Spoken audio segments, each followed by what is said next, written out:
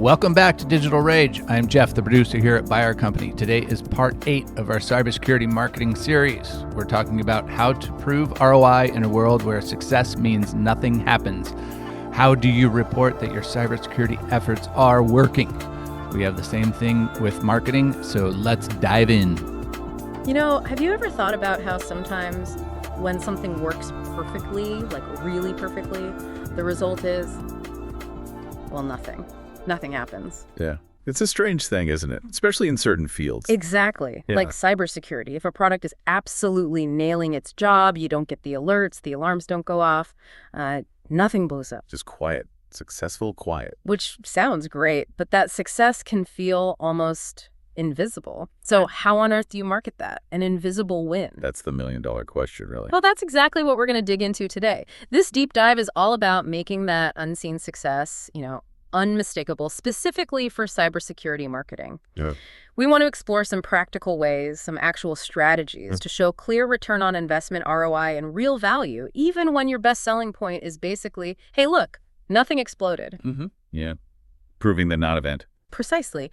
And our guide for this is a really insightful article. It's called How to Prove ROI in a World Where Success Means Nothing Happens. It's by Jeff Byer, published just recently, June 19, 2025, part of a cybersecurity marketing series he's doing. Ah, okay. Good source. Yeah.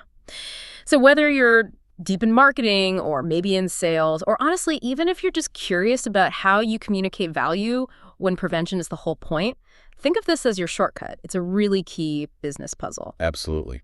Crucial.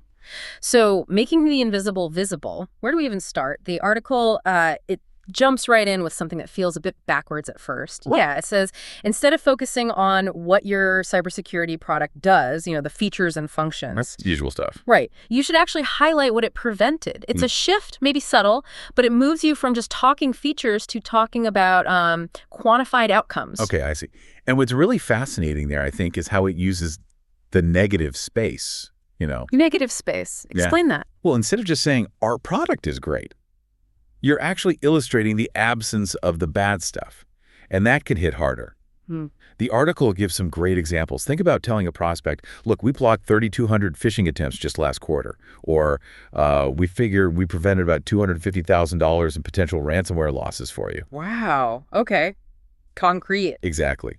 Even something like, we reduced SOC alert fatigue by 45%. Stopping the security operations team from being totally overwhelmed. These aren't vague promises. They're specific impacts. Right. They tell a story of disasters that didn't happen because you were there. Yeah, the article uses this great analogy, helping buyers see the fires that never started. That's powerful imagery.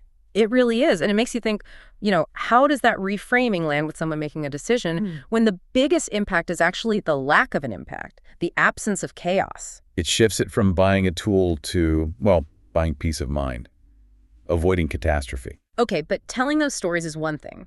Quantifying nothing happening feels like it needs more than just anecdotes, right? This is where the numbers have to come in, surely. Absolutely. You need to anchor it. So how do businesses move beyond the story and really ground that value in, hard data, structured models? Well, this is where it gets really interesting, connecting it to credibility. The article really pushes the idea of building, or maybe even borrowing, solid ROI models. ROI models. Yeah, and the key is grounding your claims in, facts everyone accepts.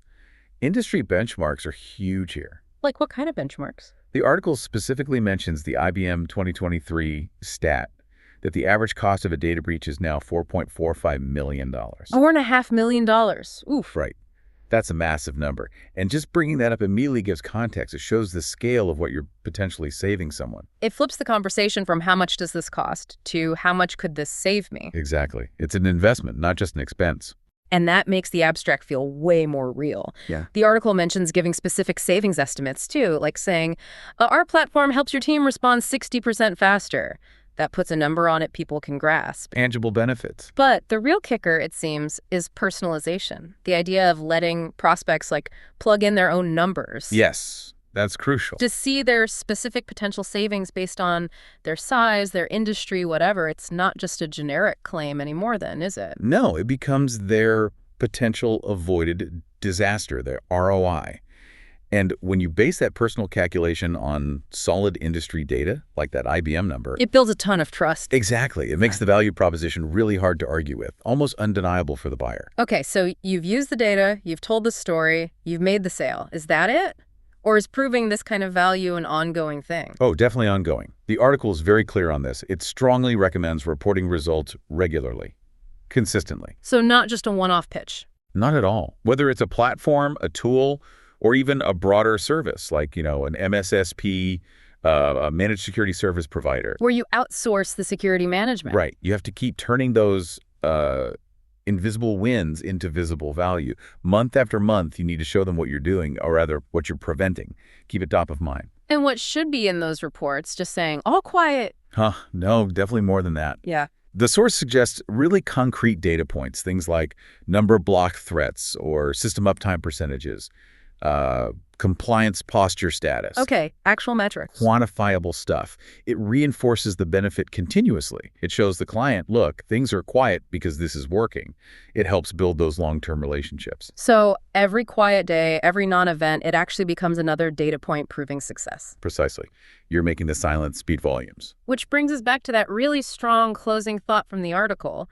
It acknowledges that, fear can motivate people in security. It definitely can. The fear factor is real. But ultimately, the article concludes, proof wins.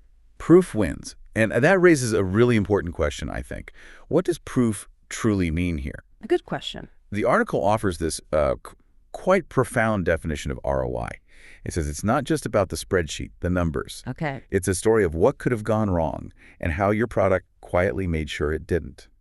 ROI as a narrative of prevention. Exactly. It reframes it completely. It encourages us, and hopefully buyers too, to see cybersecurity not as, some necessary evil or just another cost center, But as a critical investment, something that actively generates value by protecting you from the stuff you hopefully never even see. quietly making sure things don't go wrong. So wrapping this up, the core message seems clear. In cybersecurity, proving value is about quantifying the unseen. It's leveraging data, solid data, and consistently communicating how you're preventing bad things from happening. Showing those fires that never got started. Exactly. It's a powerful concept, and it leaves me wondering, maybe something for you listening to think about too. How could you apply this idea, this proving value through what was avoided or highlighting those invisible wins? How might that apply in your own work, your own field, or maybe even just aspects of your daily life? That's a great thought to end on. Yeah. Makes you look at success differently. Reach out to us at jbyer.com for comments and questions. Follow us at Byer Company on social media. And if you'd be so kind, please rate and review us in your podcast app.